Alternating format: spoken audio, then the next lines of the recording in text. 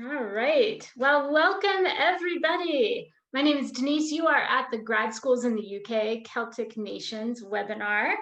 And I am so excited that you have made a commitment to yourself to show up in order to explore how to achieve a global life.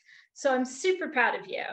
And because you're on this call, I know a few things about you. I know that you want to advance your career and you're serious about getting a quality education. I know that you value international experience, and some of you have also shared with me that you want to work abroad as well.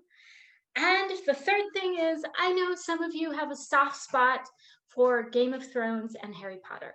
So, anyhow, you're in the right place. Welcome. I'm happy to have you.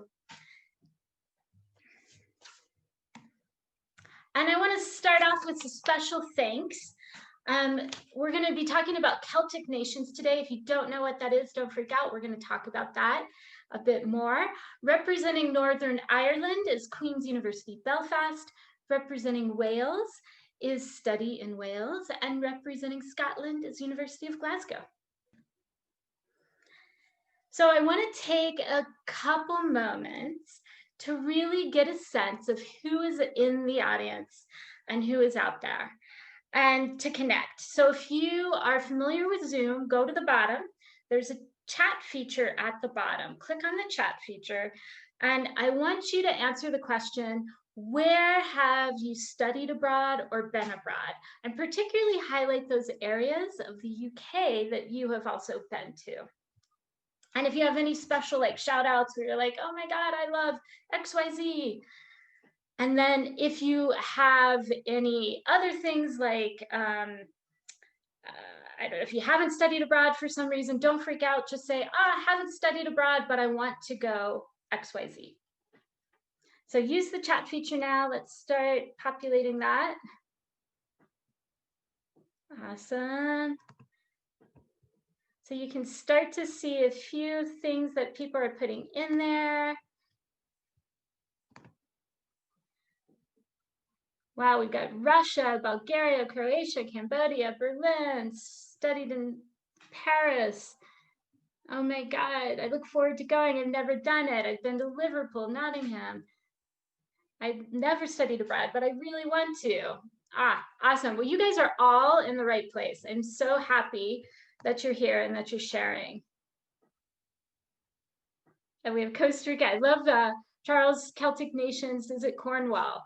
So, all right, we're going to talk about all of this. We have England, Ireland. Awesome, everybody.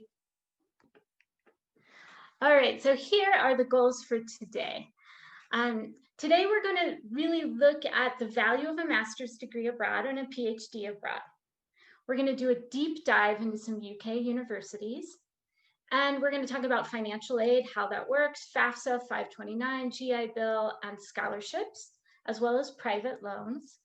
And then we're going to transition to making it happen. Are you a good candidate? What are those next steps? So you have a concrete checklist so you can march forward. And we've reserved about 20 minutes for Q&A. And I want you're probably all very familiar with Zoom.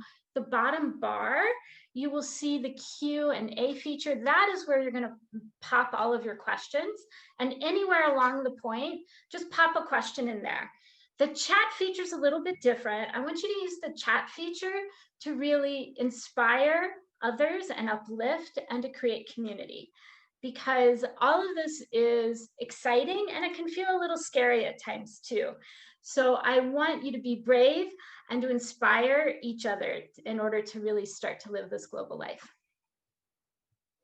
Just really quick about me, my name is Denise Cope. I'm president of Affordable Degrees Abroad, and I have had the enormous honor of sending over 4,000 students abroad to around 150 universities. And in addition to that, I personally have lived and worked in France, Turkey, Japan, and Morocco for around 6 years. And so it's something that I value and love and really want to inspire and create opportunities for you to have that experience as well.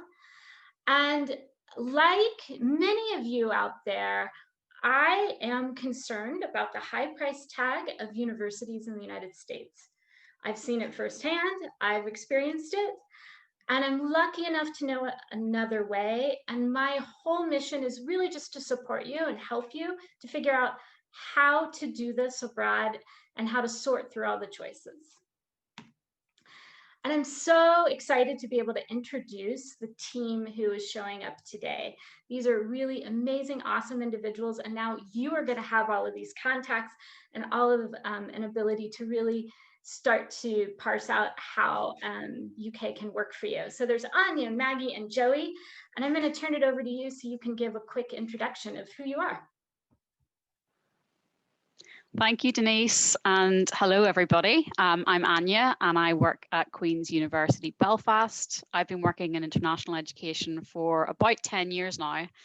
And as I said, I'm from Belfast. I studied in Scotland. I lived in England, and then I also lived in Wales for a number of years as well. So I feel like I have a really good level of experience about education across the UK, and I'm really excited to speak to you about that this evening, and have just seen that one of our attendees has already studied at Queen's. So hello to one of our alums this evening as well. Great to meet you. Hello, I'm Maggie Park. I'm glad Anya went first because she's the one with the fun accent. Joey and I are quite dull in comparison. So I'm originally from Pennsylvania, and I studied abroad in Wales when I was 20. So like many of you, I just spent a semester abroad and loved it. So I came back for a master's where I studied art theory and literature because it sounded like a cool thing to do. And, you know, it's socially acceptable to come back to grad school. And I got to live in Wales. But then I stayed on for a PhD in creative studies, basically studying book to film adaptation. So if anybody wants to geek out about Harry Potter, Lord of the Rings, I got you. So I'll talk a little bit about that as we go on. But I've lived in Wales for 15 years now, and I've worked in international education for, oh goodness, probably 14 of those. I think I started working here the second year I was here. So lovely to have you all here. Very excited. Hi everyone, my name is Joey Kirk. I'm one of the international recruitment managers at the University of Glasgow in Scotland. Like Maggie, I'm also from Pennsylvania. So I moved to Scotland from DC, where I lived previously, and I've been in Scotland now 5.5 years. So I'm happy to always speak to that experience of moving to a place you may have never visited or visited only briefly. I think I was very lucky before I moved to have been to the UK many times, but I'd only been in Glasgow for about 48 hours before I chose to move here. So I can speak to that kind of student experience of diving in, you know, right into a place you may not know well, but then fall in love with and get to call home. So like Maggie, this has truly become home over the last few years. And I hope you will all feel that when you come and join us for studying. Let's talk about the value of a degree abroad. So the number one question I always get from students has to do around, hey, can I save money doing this? Is it really cheaper to do this outside of the United States? And so the short answer is most of the time, yes. You do have to do the math. There's a whole range of things in here from $0 tuition dollars to like, I don't know, 35,000 a year tuition. So there's a giant range in here, and you have to sort of decide what sort of suits your budget. But definitely many of the programs, and also many of the ones we're going to look at today, will save you money. The second question I always get has to do with, is this a real degree? And the answer is yes. And in fact, many of the programs and universities abroad are even more highly ranked than US institutions. And the way you can check this out is to look up QS rankings or Times Higher Education rankings. Now, these rankings are really based on research output, but that gives you a sense of how it is seen, at least from a research perspective. The other way to look at it is look at industry accreditations. So if your program has certain accreditations, so AACSB or EQUIS, those are for business. There are other professional accreditations too. So because you're on the call, I know a lot of you already have some really great global skills and network. This is just going to deepen that experience and deepen your professional global network. And I know from experience, many of you want to work overseas, and there's something called a post-study work visa. And this is a great way to achieve that goal. You start with a grad program, or could be undergrad, and then many countries then tack on some time period with a work visa. And so, for example, the United Kingdom has a 2-year work visa.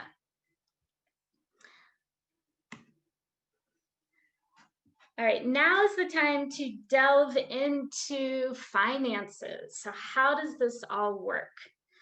We're going to talk, basically in the UK, it's around $14,000 to $27,000 a year.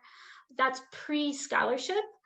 But if you need to use either FAFSA or 529 or GI Bill, I'm going to quickly walk you through what this means. So FAFSA, is you need to be a US citizen or a permanent resident. And then just like you would fill it out for a US institution, there are over 400 international universities that accept FAFSA. This is really only for loans, so it doesn't work for work study or grants. And if you have a 529 college savings plan, the good news is there are these same 400 plus institutions that those will work on, just like you would use in the United States. And so this becomes a really, really amazing way to be able to finance your education. And then I know there's a number of students out there that use the GI Bill, Chapter 31 or other things. And what's really great about this, I haven't actually done the math, but there's a lot of universities abroad on the WEAMS database. And what's great is, like, let's say you're scanning and you don't see your university, don't freak out. The great thing is this is student driven. So you can make a request in order to have the institution be approved. It takes like a month or two. So there are lots of ways to finance all of this. I go into a really deep dive with FAFSA and 529 college saving plans on my blog. So if you want more information, I just put the link down there so you can do a deeper dive. There also are private loans available. You do need to be a US citizen or permanent resident, and I can sort of walk you through that if you have questions. And Anya, you're up. Thanks, Denise. So before we dive into the detail about the various universities we're going to speak to you about tonight, we just wanted to zoom out for a second and recap on where in the world we're talking about.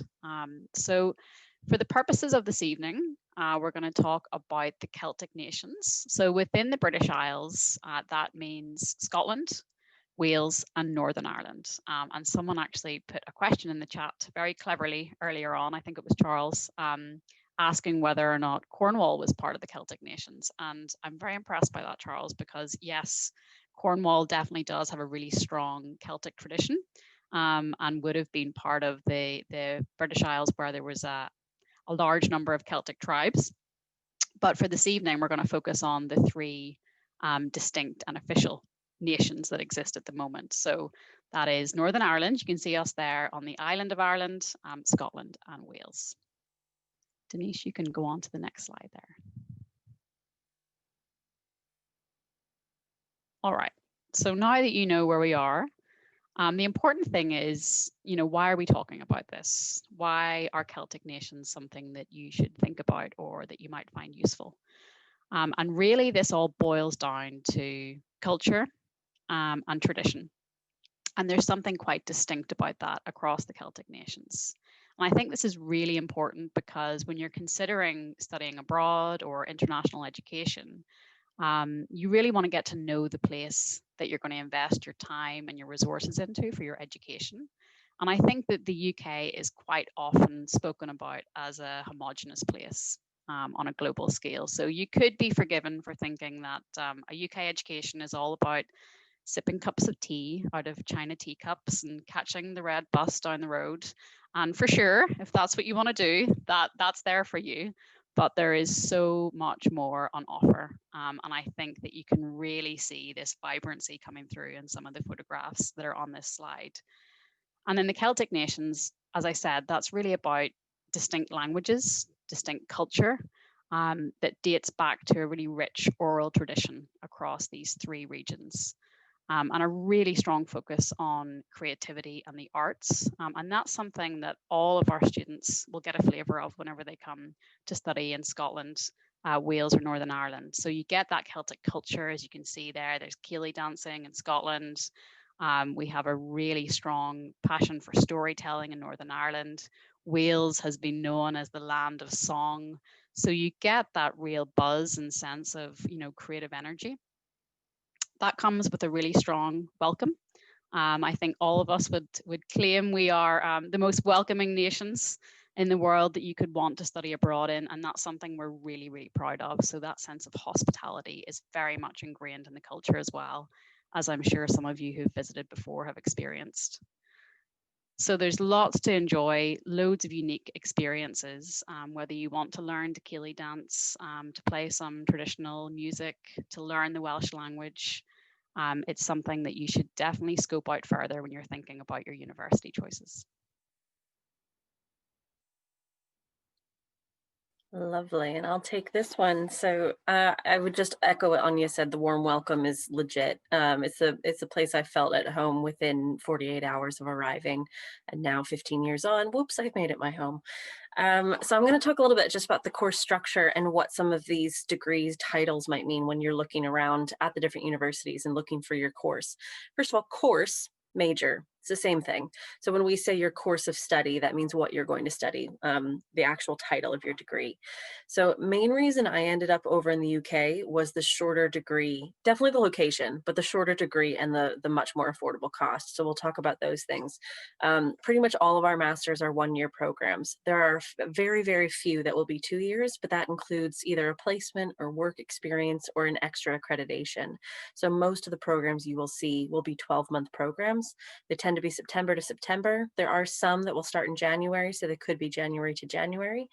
And it's generally about a 12-month program, 9 months of research and 3 months, 9 months of taught programs and 3 months of research.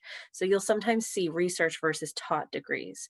Taught means that you are sitting in classes, you're taking labs, there's workshops, there's different programs for you to engage with. And then you have 3 months to just do your own independent research and write your master's dissertation. That's another thing. They're changed in the UK. Dissertation for master's, thesis for PhD. It's the other way around in the US. You'll also see research degrees. That is just pure research. So that tends to be for folks that have been in the industry for a while in their fields, and they have something quite specific that they want to investigate. So with your application, you would have a research proposal, and you would start sometimes whenever you want. You don't have to start in September or January. You can often start whatever month you want and work 12 months. Most still start in September or January, and you just spend 12 months researching. You can engage in classes if you would like, but it's not required.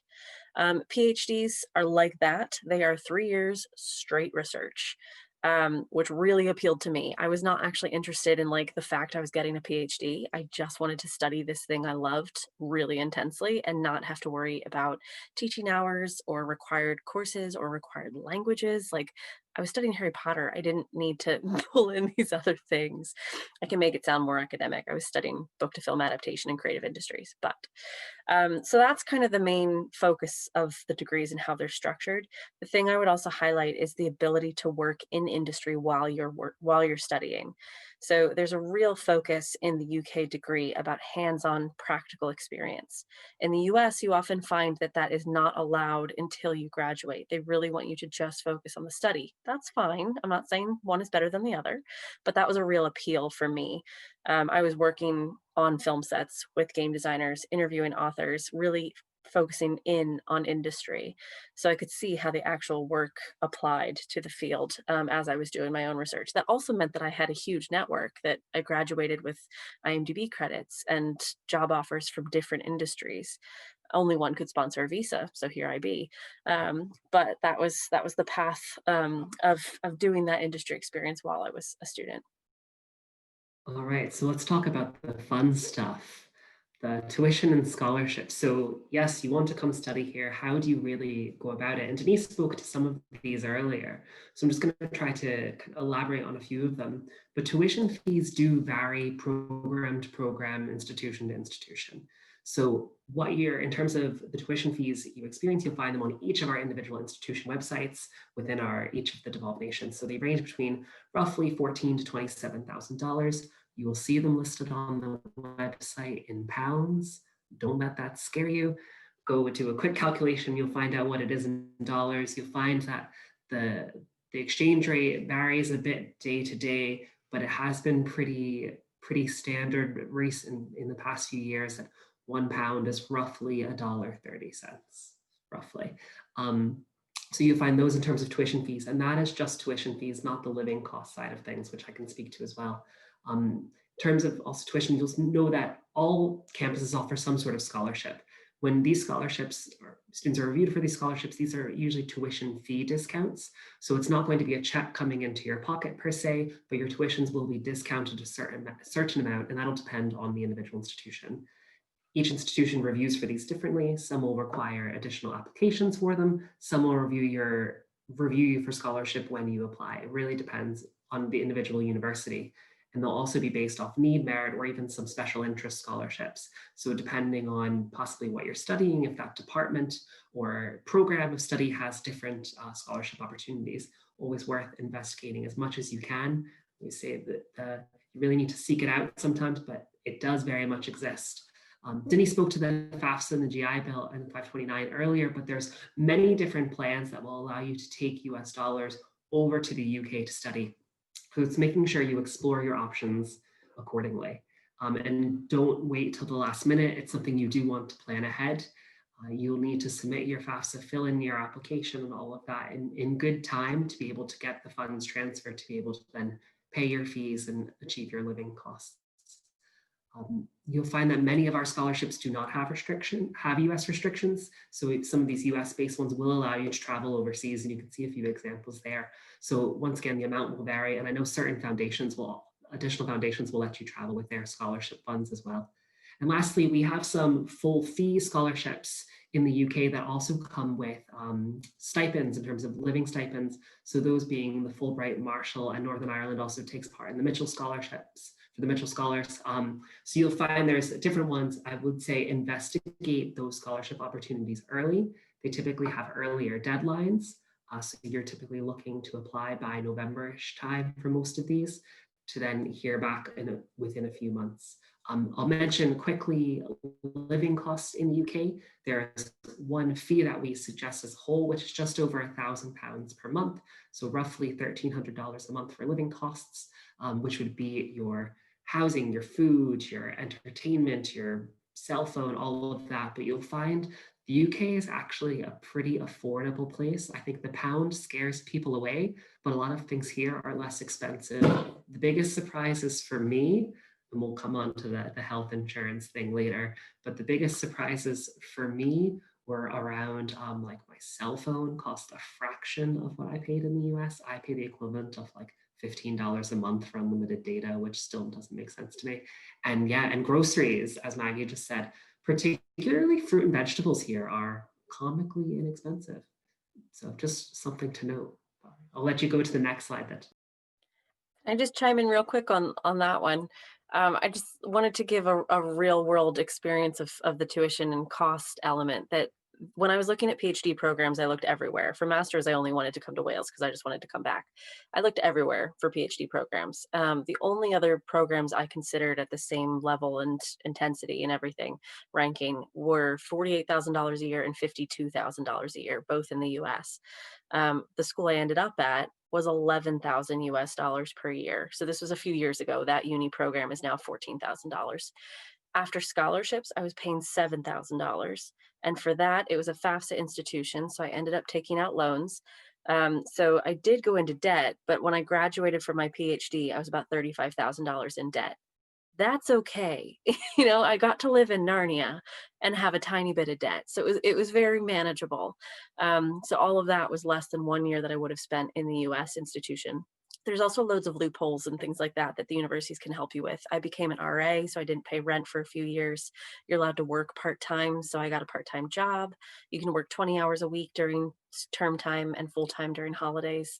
I paid for my tuition with a credit card that gave me air miles, so my flights were free. You just start to figure these things out. So don't let the cost be any kind of fear element for you. Have a conversation with the rep from that uni first and see how it can be attainable.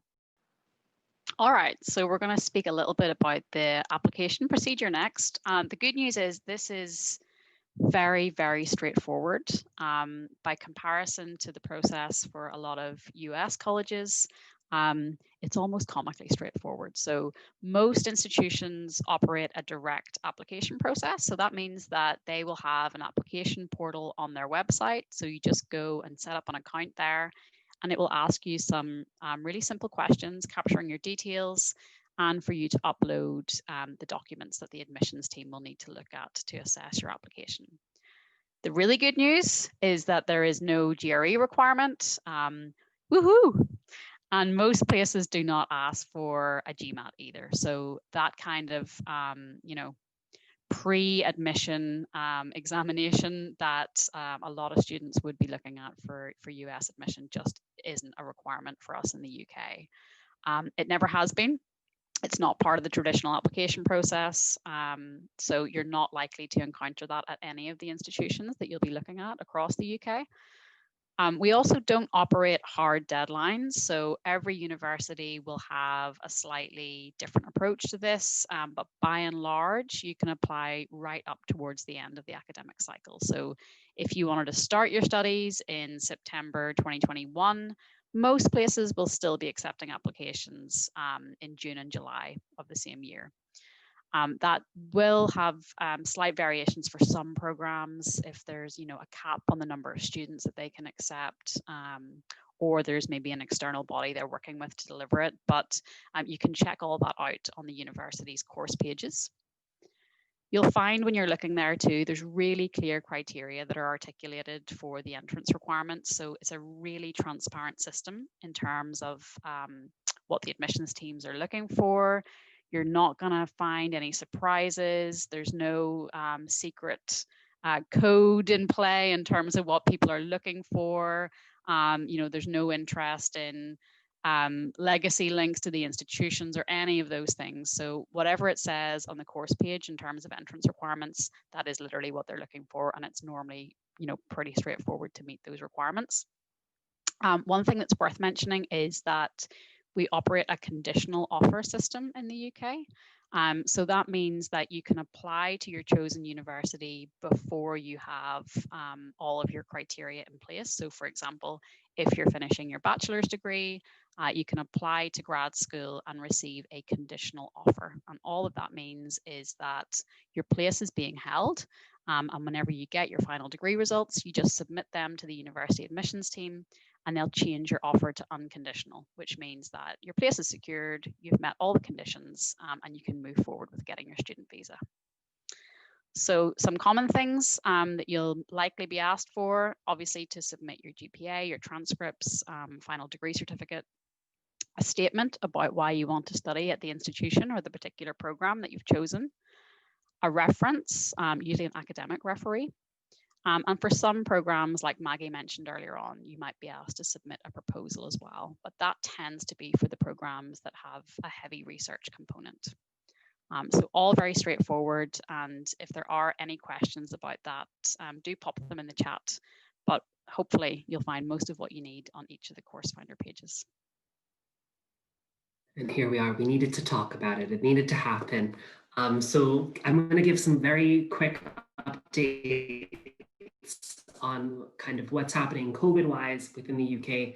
I think the big thing to say to start is that the UK government has just approved a vaccine. So we are, I believe, are the first country to unilaterally approve a vaccine to be in use. So it actually is going to start being dispersed next week, which is really exciting. And I know each of the developed nations have their own plans in terms of putting that out to the populations, which is great. But big things in terms of happening right now, I think there's this worry from students that they can't actually physically come to study during the pandemic, but that is not the case.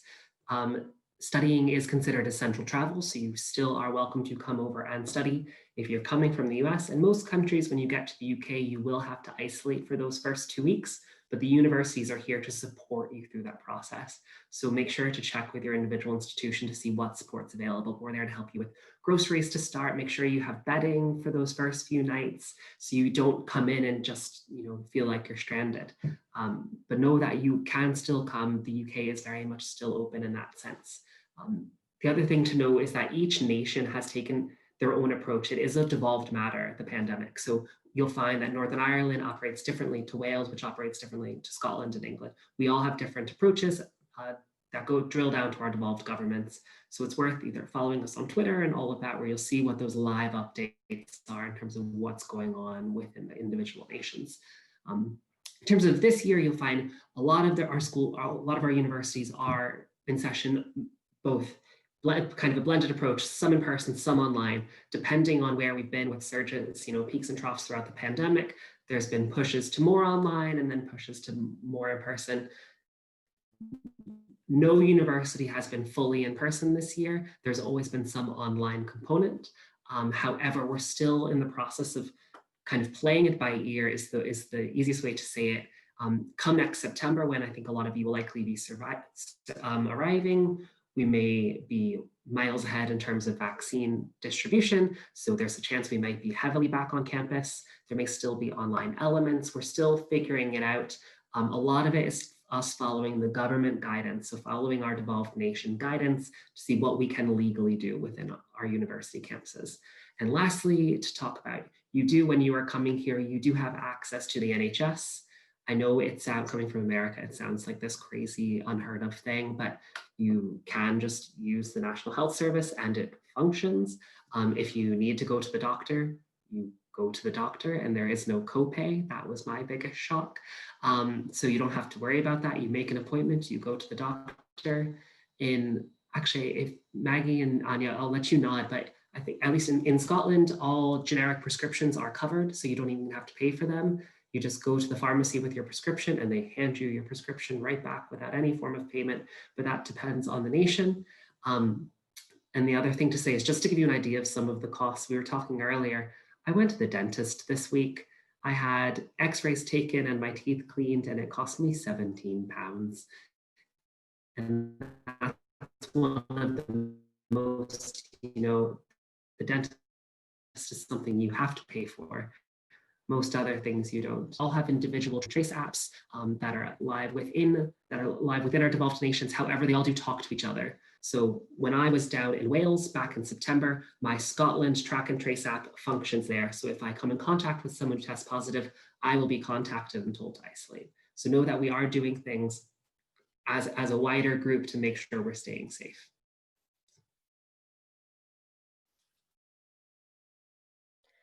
All right, we'll jump into our nations. I'm going to fly through these because you'll notice a lot of similarities in a lot of our content. What I mostly want to make sure is that you know that you can reach out to the three of us. If you have any questions about studying in these nations, you now have a face and a person to inquire about that. So I'm just going to run through really basic overview about Wales. I picked it because it lit a fire in my heart when I was 8 years old. I read these books that took place here and I had to live here. So I must have been here in a past life. It's the only explanation. I stayed because it's a warm, friendly, really affordable, really beautiful place with excellent education. So that's where we are. You've seen the map previously. If you can pop onto the next slide. I am from studying in Wales, so I represent all 8 Welsh universities. They're all independent universities in Wales. Oh, this slide takes forever to load. So those are just the 8 that we have. You can actually pop onto the next slide. So the best thing for you to do as a grad student looking to study over here is to think about what you want to study, the actual subject and course that you're interested in, and then find where the best fit might be.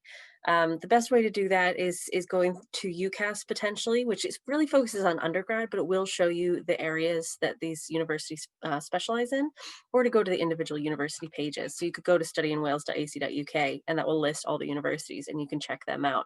So this is just 2 slides of examples of what you could find at our institutions. So wide range. I mean, every university is going to offer 250 different master's programs and a wide range of PhD programs, because PhDs are also quite different in the UK, that you come up with your own topic and propose it to that institution. So it's not like you're taking a PhD in, I mean, mine's called film and digital media, but you come up with a specific thing that you are focusing on. So it's very broad. So lots of opportunities. So the main thing I want to push with this is just that last bullet point. In every instance, make sure you contact your desired university's USA champion. So there will be a rep like one of us at that university that knows all the US entry requirements, procedures, processes, and their job is to make your application as strong as possible before it gets to admissions. So get in touch with them. They're your advocate and they can answer any of the questions that you have, or they can serve as a matchmaker, which is my role. So if you're not sure which uni, you can drop me a line and say, I want to study this, where should I go? And I can introduce you to that university. Pop to the next one. And then just a couple of very pretty slides. Wales is magical. This is about 20 minutes from my house. No, I didn't take this picture, but we've got 3 national parks, makes up 25% of the country. So this is always out your door. I am a 20-minute walk from the ocean, but I'm in the mountains and there's a castle next to me, like literally on the hill. Pretty incredible. We also have 870 miles of coastline, and it's the only country in the world that has a path around the entire coast. So a lot of our students will take their spring breaks and their summer holidays and just see how much of it they can cover. And it's all public, open to folks to wander. Big on work-life balance. We do have big cities. We do have beautiful countryside. It has all the things that you need really close together as well. I've mentioned this earlier. I think that how well connected we are, the travel is just a no-brainer. I love living in North Wales, but I teach in London every Monday, not currently, but normally. So it's very easy to pop down to the big cities. I can go over to Ireland for the day if I wanted on the ferry. It's about 4.5 hours on the train up to Scotland. So really easy to get around, but the quality of life where I live is so beautiful. So what I like about it is the affordable degrees allow me to do these things. When I'm in London, I can go see a show, I can have a nice meal, I can pop to Italy for the weekend. My friends living in London can't particularly do that. Just the cost is a bit restrictive. But also our campuses will have loads of clubs and societies and activities to make sure that you meet people, you get outside, you broaden your horizons, and you have a really wonderful adventure alongside your academic experience. All right, so we're over to Northern Ireland now. I'm really excited to get a couple of minutes to speak to you about my home. As I said earlier, I've moved around a little bit and I'm really happy to be back in Northern Ireland now in Belfast. So I grew up in our capital city, which most of you will probably have encountered at some point, whether it be as fans of Game of Thrones or because you're interested in peace and conflict studies, or maybe you are a history buff and have discovered the Giant's Causeway, which is pictured in the left-hand corner there. So just like Wales and Scotland, we are really famous for areas of outstanding natural beauty. And I think Maggie's point about work-life balance and really being able to enjoy the outdoors, enjoy the cities that you're living in is a really important one, and one that you'll see carries across to these 3 regions. So just like our Peaky Blinders, someone said there as well. That's all right, Denise, you can pop on to the next slide. Okay, so just a couple of fast facts about Northern Ireland for you. We're actually the smallest of the Celtic nations, and we're also the youngest. So next year we will be marking our 100th birthday. So Northern Ireland was formed in 1921, whenever the island of Ireland was partitioned. And of course, we have a much deeper history than going back to 1921, but that's a really important moment for us. And I think an important point to make linked to that is that what we offer in Northern Ireland is a kind of unique hybrid blend of you know, what Ireland and the UK have to offer to students, to visitors. So we're geographically Irish, but politically and economically part of the UK. And for us, we find that's something that's of great appeal to students who want to have an Irish cultural experience, but want that really strong, rigorous UK education.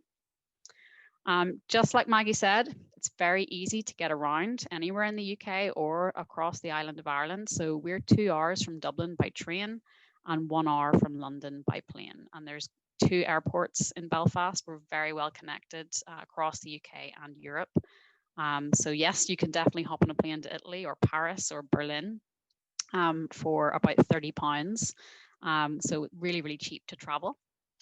Belfast is the capital city. And you'll see there that we were the #1 place to visit in the world a couple of years ago with Lonely Planet. So lots of people traveling to our shores. So this is our beautiful capital city, my home. So I'm currently sitting about 15 minutes walk away from the building you see in front of you, which is our city hall. Which is located right smack bang in the centre of Belfast City. And our campus is very close to this as well. And the thing that I really wanted to bring across in this slide is just what the feel of the city is. It's a very young population in Belfast, and it's a population that is very creative. We have really strong creative industries here. We're very proud of the arts and the work that we do in that space. And you'll see there's some street art pictured there as well. So we're really famous for street art. That used to be heavily focused on political murals. That was a bit of a hangover of the conflict in Northern Ireland. But you'll see now that's been completely transformed across the city and is a really big draw for art fans across the world to come and explore that through walking tours. So lots going on, brilliant pubs, great restaurants, and we are known for our festivals as well. So we have more festivals in the city than we do calendar months in the year. So there's never a shortage of things to do.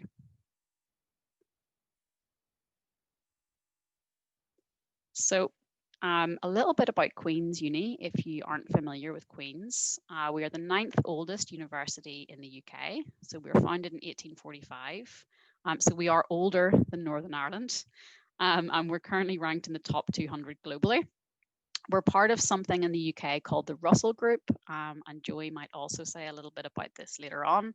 But essentially, the Russell Group is a prestigious group of 24 research-intensive universities in the UK. So these are universities at which you know the teaching and the education that you receive is informed by really rigorous academic research, and the people who are teaching you are at the forefront of their field. We currently have 24,000 students and we have over 100 grad programs. And there's just a selection of these here. Obviously, we don't have time to talk about all of them, but something that I wanted to get across to you was what the focus of the institution is. And you can see our university motto there at the top. For so much, what shall we give back? And really that carries through to a lot of the areas of research that we focus in, from peace and conflict studies, public health, through to sustainability and the environment. We're very proud of our role as a civic university and the positive impact that we have on society. So do check us out. You can find a little bit more about our societal work on our social charter pages as well. And if anyone has any questions, don't hesitate to get in touch.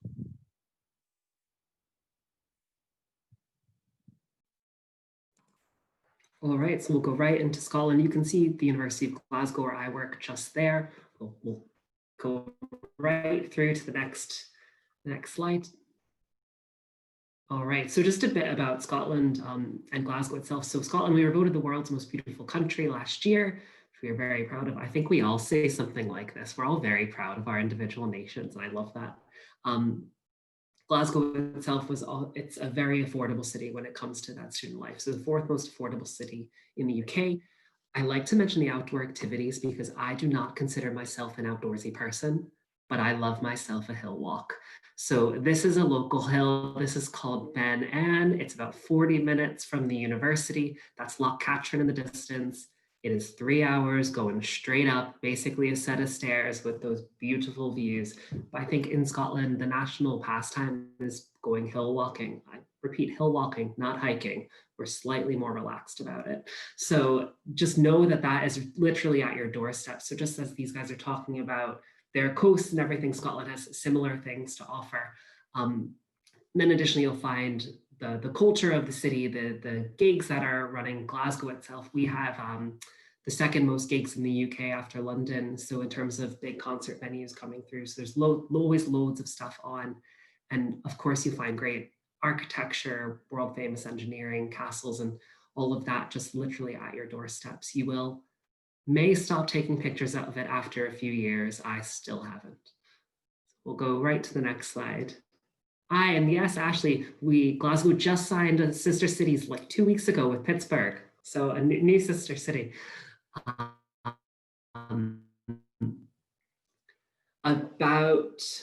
So just a bit more about the university. We have 29,000 students. At the postgraduate level, there's about 11,000. We have over 140 countries represented on campus. We are an ancient university. We're one of the 4 Scottish ancient unis. So we were established in 1451, making us the 2nd oldest university in Scotland and the 4th oldest English-speaking university in the world. And just a few other fun ones to mention is we were just named University of the Year, which was all actually to do with, submission was all to do with Glasgow kind of reconciling its history with slavery and the kind of income we made off it a few hundred years ago. So actually our newest building we're about to open is the James Mckeon Smith Learning Hub. It's named after our first ever African-American alumnus who graduated in 1837 with a degree in medicine. When he couldn't study in the US, he actually came over to Scotland to study. So I think it gets back to that welcoming nature of our countries. We've always been welcoming and will always continue to be. And like Anya said, we're also a member of that Russell group, so a research-intensive university, ideal for that postgraduate experience.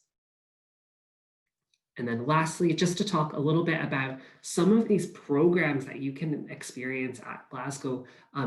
We have this thing called our Future World Changers. So what they are students doing specific master's programs wanting to solve a problem and change the world. So I've put some of the programs our Future World Changers are doing. You can see they're in the social sciences and in the STEM subjects and the humanities, all over them. You can see Danielle up at the top there. She's doing Scottish history as her master's degree. But what she's really interested in is remembering the women that history forgot. So how are women involved with history and not written down in the story? If you look at Eli down at the bottom, so he's exploring cultural identity loss, but he's done 2 programs with us, so both criminology and criminal justice and antiquities trafficking and art crime. So to bring those 2 passions together with 2 programs, it's pretty cool.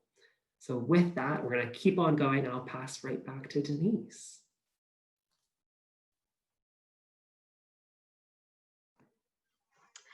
So I hope this has whetted your appetite and you're excited. I really enjoy working with all of these institutions. I consider them hidden gems in the United Kingdom.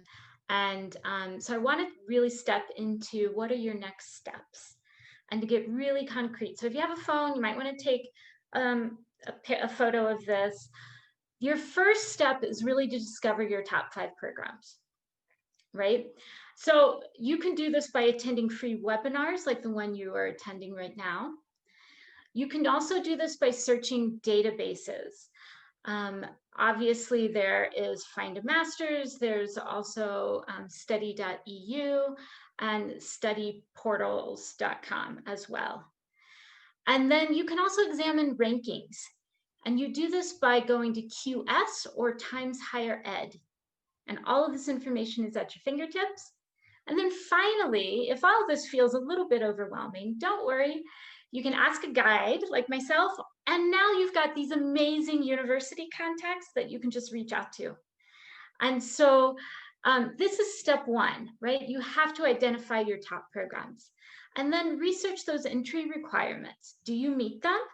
And do you have the experience to be competitive? Some of the programs do require that you do have some bit of background or some exposure to whatever field you're looking to pursue.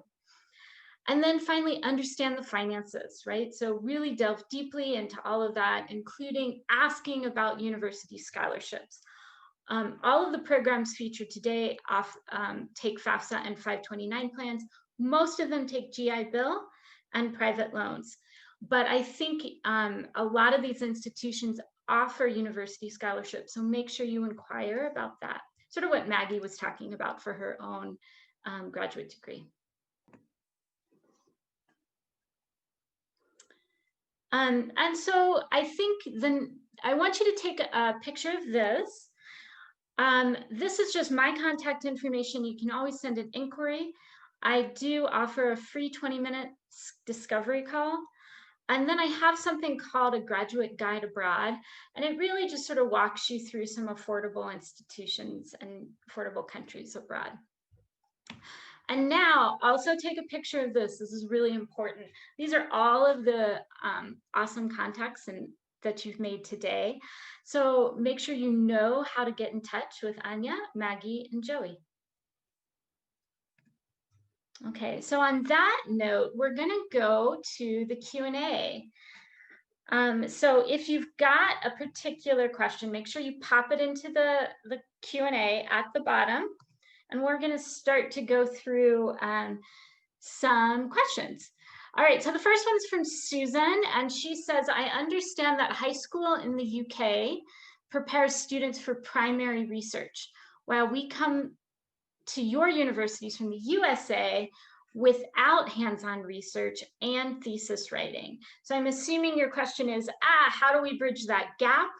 And Maggie, you might be the best position to be able to answer that question.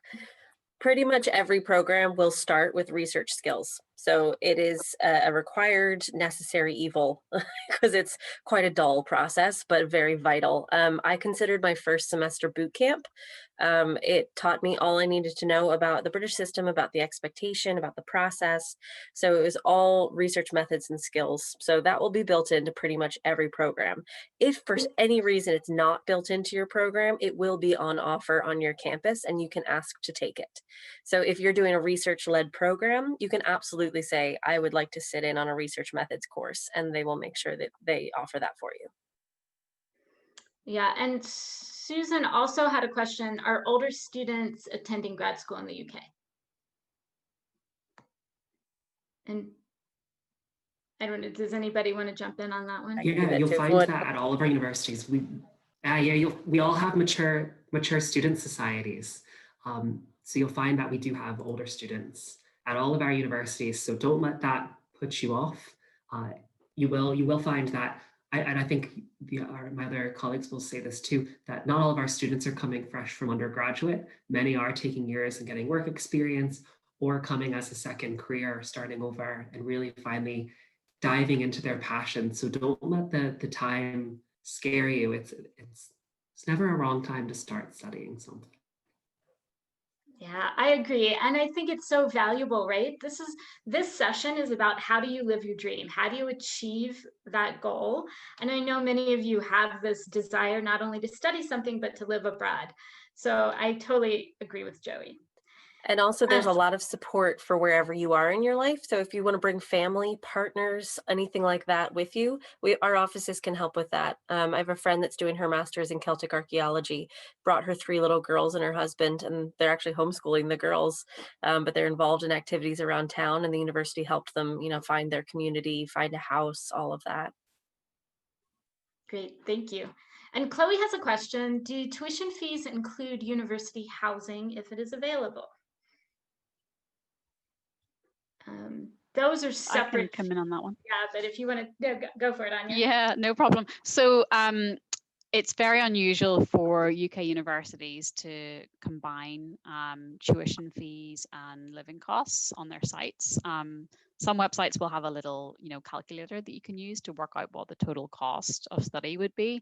But by and large, those two things are handled separately. So you'll see the tuition fee listed on your course page. And then you can look at the variety of options that exist for accommodation or living preferences. And I think the really important thing is, you have a lot of autonomy over what it is you want to do with that. So you can live in student housing, you can live off campus in private accommodation. And regardless of what choice you make, do reach out to the university rep and get some support around that. Even if it's just as simple as thinking about private accommodation options and what the best part of the city or the town is to live in, there's always support available for all of that guidance. Great, thank you. And Aina talks about, are there options to work? And here you're talking about at the university while studying for a master's. How would I do that? I have friends in the US that work for their university for experience and to pay for their degrees. I know, Maggie, you talked, there's a 20-hour a week. Yeah, and I can speak to the graduate teaching assistant element too. So we don't have GTAs in the UK. So there likely will not be a program like you're familiar with in the US where you get a discount because you'll be working in the department. Ours is just one more step. So you get accepted to the university and then you can apply basically to teach. So there's not a guarantee that there will be teaching. There's almost a guarantee that there will be a job. Like there's pretty much always on campus work, and hopefully it's in your department. I was teaching 2 courses my first year over here, which was my second year of my PhD because I spent the first year back in the US. But yeah, I was teaching my second year over here, but it's not required, which is the big difference. So a lot of US programs will require you to teach, and obviously that takes a lot of time and commitment. So if you don't want to do that, it's not required. If you do want to do that, the opportunity is likely to be there. You'll unlikely be teaching full classes. You'll probably be a support teacher on an intro class because most of the UK institutions will have their professors leading the courses. It's pretty rare that you have a PhD student teaching a class. It's generally going to be those top academics teaching the class. So yes, definitely doable. Sorry, that was a long-winded answer. Definitely doable. And there's always work opportunities around, and all of our campuses have job centers and things like that, so they can help point you towards opportunities in the area. Yeah, and I should mention, not all countries allow you to work while you're studying, so this is something special, I think, that the UK offers. Brendan is asking about JD degrees, so law degrees in the UK. And basically, what do grad programs look like in the UK for law, and do they transfer to the US? I can pick that one up if that's helpful. So there are JD degrees in the UK, is the first thing I should say. We actually have one at Queen's. But there are a range of other programs that essentially do exactly the same thing but have a different name. So, there's JDs, there's senior status programs, there's masters in law. The most common program for a qualifying law degree is an LLB, which is offered at undergrad, but there are master's variants of that. So it really depends what exactly it is you want to get out of the degree. If you just want to get a qualifying law degree that allows you to translate back via a couple of US states, then that's an option for you. To the best of my knowledge, and Maggie and Joy keep me right on this, but at the moment, the states that you can translate your qualifying law degree to are California and New York. So you can take the bar exams there once you have the qualifying law degree from the UK. But as I said, there's a lot of different options. The JD programs tend to be a little bit more research intensive. They're pitched at a slightly different level than the LLB. So just check them out and see what's the best fit for your needs. I've recently heard Pennsylvania as well. I haven't confirmed that, but I've heard Pennsylvania is also now approved. Yeah, and can students also practice in the UK, I'm assuming, if they have a UK degree then? They can. They just then need to go on to the next stage of the process. So similar to taking the bar exams back in the US, there's a process in the UK as well, which tends to be about 1 more year of study. Perfect. Thank you. All right, we have time for one more question. And Charles is asking, what is the state of university housing? And I think in this case, Charles, we're going to focus specifically for graduate students. I know some European universities straight up don't have any, looking at you, Germany. So he's wondering if it's similar in the UK, particularly for grad students, which keep in mind, Charles, like in the States, it can even be hard to find housing for grad students in the States. It'll definitely depend on the campus. So we'll start with that. It'll definitely depend on the campus. I would say most of my institutions in Wales have guaranteed accommodation for postgraduate students. It's usually just 1 or 2 buildings, so it might be a more limited choice. But the standard of accommodation in the UK generally is incredible. When I was comparing my undergrad US institution to the UK one, first of all, you have your own bedroom and your own bathroom. We don't share over here.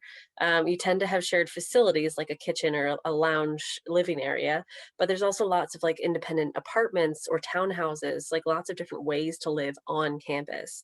But then there will also be an accommodation office that can help point you towards off-campus accommodation.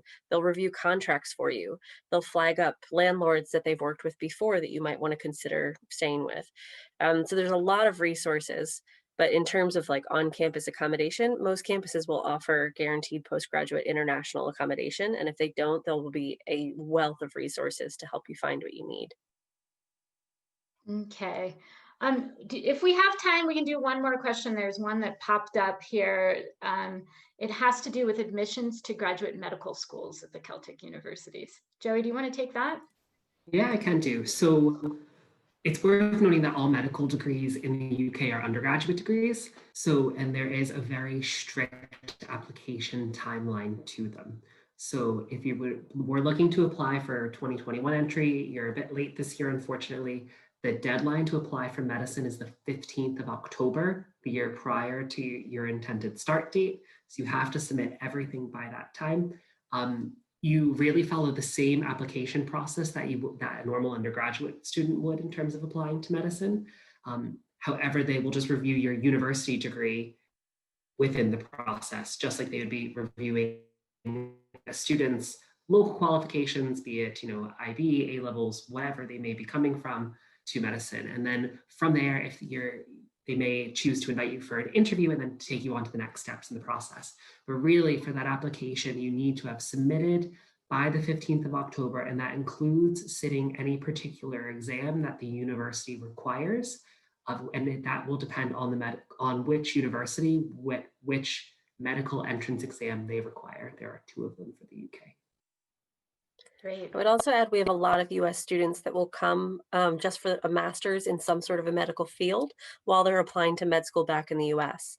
So if you're applying to 5 or 6 universities in the United States, you can also apply to a master's program in public health, in biomedical technology, whatever you want, as a kind of a backup option almost. So if you don't get into med school, you can do this 1-year master's, top yourself up, and then be that much more attractive when you apply back into med school.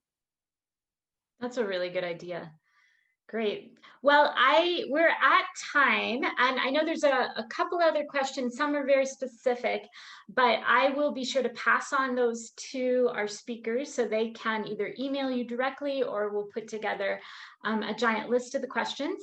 All of this is recorded. We'll be sending it out along with all the contact information. So I hope this is really helpful, and I hope this sort of inspires you to live your best life abroad. And reach out to any of us if you have any questions or just need an extra global hug in order to make this dream a reality. So I want to wish you all a great night, and thank you especially to Maggie, Joey, and Anya. Now, just so you know, it's 2 in the morning over there. So a big shout out. Thank you very much for showing up. Good night, and very much appreciate you. Thank you all. Thank you. Good night, everybody. Thanks all. Take care. Till tomorrow.